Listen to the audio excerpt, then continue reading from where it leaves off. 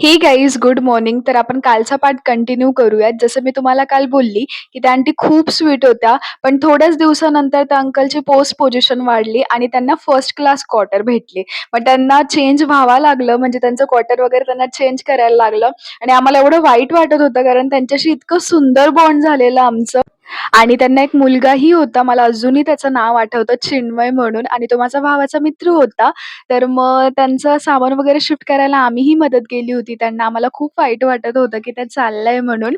पण मग असं गेल्या त्या, आणि मग 2-3 महिन्यानंतर आमचेही दिवस वगैरे निघून गेले आणि आम्हालाही एवढं काही ध्यानात नाही राहिलं, की त्या आमच्या खाली राहायच्या आणि आम्हालाही असं वाटलं, की त्याही विसरलेल्याच असावं म्हणावं. तर मग काही दिवसानंतर ना, 2 महिन्यानंतर आहे ना, त्यांच्या घरातला जो नोकर होता, म्हणजे ते राहुल नाव होतं. मला अजूनही म्हणजे माहिती नाही, मी त्यावेळेस 7वीत होते आणि मला अजूनही नावं वगैरे प्रॉपर, म्हणजे ते दिसत कसे होते हे सुद्धा मी सांगू शकते. मग त्यांचं नाव राहुल काका होतं. आम्ही त्यांना राहुल काका म्हणायचो. आणि मग ते काका ना आमच्या 2 महिन्यानंतर आमच्या घरी आलेले आणि आम्हाला असं सांगितलेलं, की "चिन्मय दादाचा बर्थडे आहे आणि तुम्हा तिघांना आंटीनी इन्व्हाईट केलंय." आणि ह्यापुढची स्टोरी ऐकण्यासाठी सबस्क्राईब करायला विसरू नका. मी उद्या सांगते. Thank for watching. Bye bye.